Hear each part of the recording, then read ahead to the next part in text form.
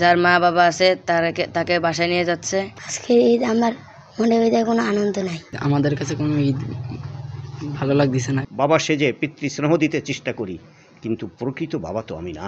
আজ পবিত্র ঈদ, তবে শহর জুড়ে এই ঈদের আনন্দ থাকলেও আনন্দ নেই এতিমখানা শিশুদের মাঝে। কারণ এখানেই তারা লালন পালন হচ্ছে, বড় হচ্ছে। সারা বছরে শুধুমাত্র 3 বেলা খেয়ে পেরে থাকাটাই তাদের মনে আনন্দ, কিন্তু বছরে 2টা ঈদের তাদের কোনো আনন্দ ছোঁয়া তাদের শরীরে লাগেনি। সকাল থেকে রাস্তার দিকে তাকিয়ে আছে এরা, কোনো মা বাবা এসে বলেনি চলো বাড়িতে যেই তোমাদের আদর কোলে কোলে বসিয়ে কিছু খাবার মুখে তুলে দিই। সেই শিশুরাই কিন্তু এখানে লালন পালন হচ্ছে। প্রায় 150 শিশু এই প্রতিষ্ঠানে লালন পালন হচ্ছে। তাদেরকে 3 বেলা খাবার, পোশাক এবং থাকা সহ সবকিছু ব্যবস্থা করতেছে এখানের পরিচালক। এই এতিম শিশুরাই এখানে ছোটবেলা থেকে এ পর্যন্ত বড় হয়েছে। আজকের শহর জুড়ে আনন্দ বয়ে যাচ্ছে, কিন্তু এদের মনে চলছে রক্তক্ষরণের সেই কষ্ট। যার মা বাবা আছে তাকে বাসায় নিয়ে যাচ্ছে, আর যার মা বাবা নাই তারা এখানে পড়ে আছে।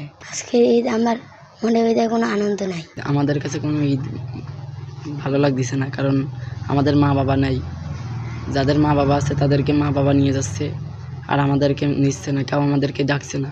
মা বাবা না থাকা যে কতটা কষ্ট, সেটা এই এতিমদের মুখের দিকে তাকালেই বলা যায় যে কতটা কষ্ট নিয়ে তারা এতিম হয়ে এখানে বসবাস করছে। বাবা নেই, মা নেই, তারপরও এই প্রতিষ্ঠানের পরিচালক তাদের বাবা, তাদের মা, তাদেরকে ছোটবেলা থেকে লালন পালন করে এতটুকু বড় করেছে এই এতিম শিশুদের। তাদের মা বাবা আছে, তারা তো একটা আনন্দ, ঈদের দিয়ে একটা আনন্দ উপভোগ করে, কিন্তু এখানে তো এরা এতিম কিছু এখানে বসে থাকে, তাদের মন মারা থাকে, তাদের এই আনন্দটা নাই, কারণ তারা মা বাবাকে পাচ্ছে না। আমি যতটুকু সম্ভব তাদেরকে একটু সান্ত্বনা দেওয়ার করি এখানে, তারা এইভাবে থাকতে চাই।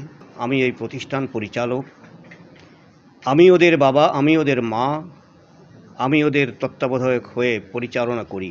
ওদের মনের আবেগ এটা তো আমি পূরণ করতে পারি না, কারণ ঈদের দিন প্রতিটা বাচ্চা তার বাবা মা ভাই বোন নিয়ে আনন্দ ফুর্তি করতে চায়। আমি যতই বাবা হয়ে বাবা সেজে পিতৃস্নেহ দিতে চেষ্টা করি, কিন্তু প্রকৃত বাবা তো আমি না।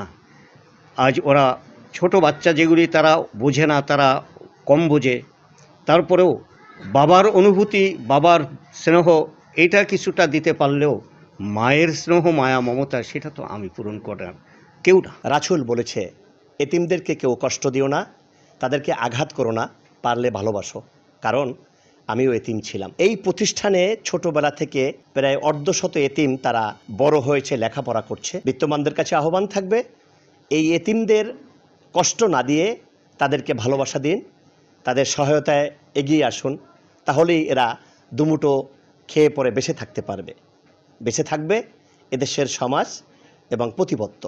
মাহমুদ হাসান, সময় সংবাদ, মোংলা।